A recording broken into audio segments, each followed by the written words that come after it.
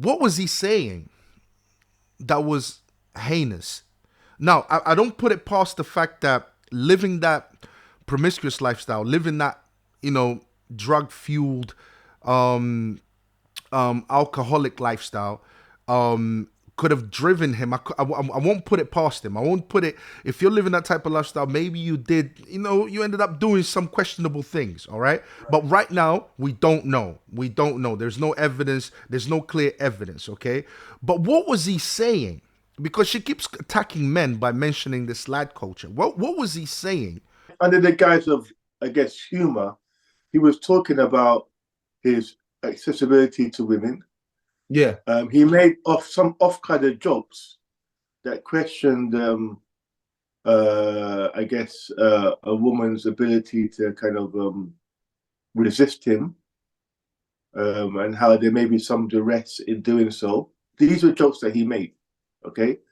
And he made a very off-color joke about oral sex that even when I watched it, I thought, that's off-color. That's very off-color. I don't know why people were laughing in the audience. But It was a very, they were laughing though. They were laughing, people were right? laughing. Yeah. So which means they found it funny. They did find it funny. Now, I guess, yeah, What I I'm guess there was asking, a time where more off-color jokes were allowed. I guess is yeah, what what I'm we take from asking, that. exactly. What I'm asking is in that type of culture, in a feminist culture. Remember, feminism is the one that brought all this about. Okay, they wanted to have that's why they had the sexual revolution. All right. So they wanted this, and it started with a pill, and then it went into abortion. All of that was so that women can become more promiscuous, and it was obviously accepted in that culture. So what was it? Because it's like we're looking back and we're saying, "Oh, that was really bad," but how was that really bad when people were finding that funny at that time? Well, not just funny. If you actually look back at some of the footage of him doing his live shows, Mm, when he would make these, overt references to sex and how his ability to get sex, how much he enjoys sex, mm, the idea that he's going to have sex after the show with somebody in the audience. If you look back at those comments when he made them and look at the reaction, it was women whooping. You hear women whooping in the background. yeah, Um, and so that tells you that also there was the culture there of promiscuity where they were it was almost celebrated. it was celebrated, bro. Every video that I saw, every time he's around women, women are literally you know they literally like amazed by him. They laugh at all his jokes. They it's amazing like the power that he seems to have over these women.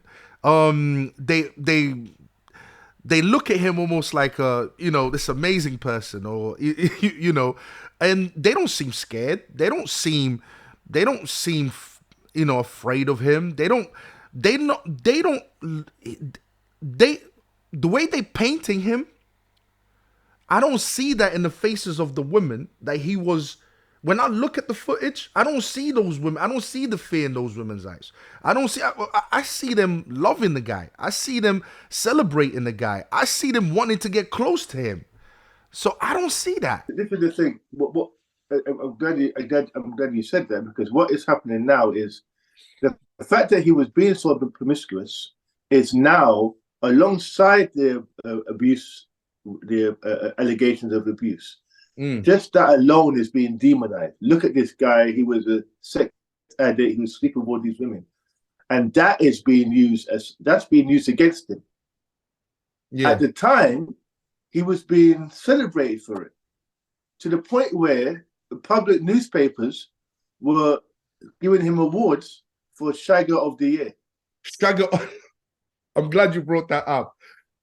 Come on, bro. Right. So this Can't is you what see I'm saying. the hypocrisy Right, in this right. is Now, disgusting. if you want to focus on his, if you're saying that this guy committed abuses, let's just focus on those abuses. Don't start talking about his lifestyle in terms of sleeping with women, because those are two separate issues. And at one point, he was being celebrated for it. He was being celebrated, rewarded, applauded for being very promiscuous. You know Shagger what of I the mean? You year. can't now use that against him.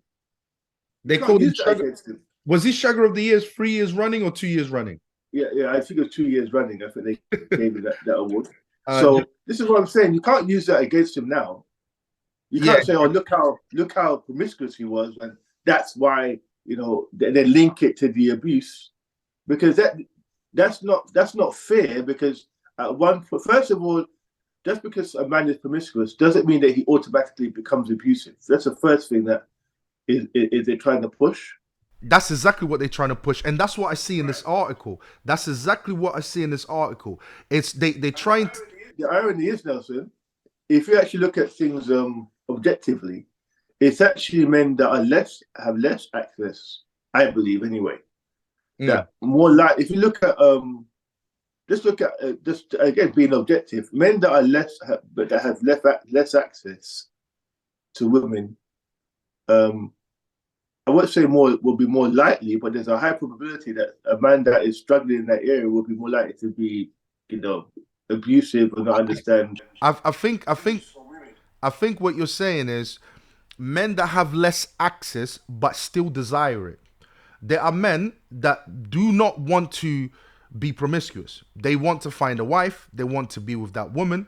They find the whole promiscuous thing to be wrong for moral reasons. But for the men that have less access but still desire it in their hearts, I think what you're saying is they are more likely. But then again, one can say the same for men that are extremely promiscuous. And I'm not talking about those that have women throwing themselves at them. I'm talking about those that make it their life goal to consistently go out there and get women and pride themselves in being promiscuous and and trying to get women. It's like all they think is pursuing women and trying to get what they want out of women. But bro, just to move things along a little bit, because she goes into this woman. She goes into bashing men even further. I'm more interested in hearing from the young women and girls who were raised in that climate and felt they had no power within it. It was a horrible time to be a teenage girl, and the frequent objectification, abuse, and derision we've received from boys at school and older men were directly related to the media climate that enabled it. The question, why didn't she go to the police, is easy to answer for any of us who lived under that hideous, toxic media regime. The challenging of any aspect of sexism or misogyny was ruthlessly quashed. The objector painted as humorless and unfuckable and mocked, bullied and harassed. This was a time when being a young woman who dared to profess even a mild preference towards bodily autonomy, so you vilified. A time when I was invited onto a national TV program to debate whether bum pinching was okay or not. I declined. We were groped in nightclubs with hideous regularity.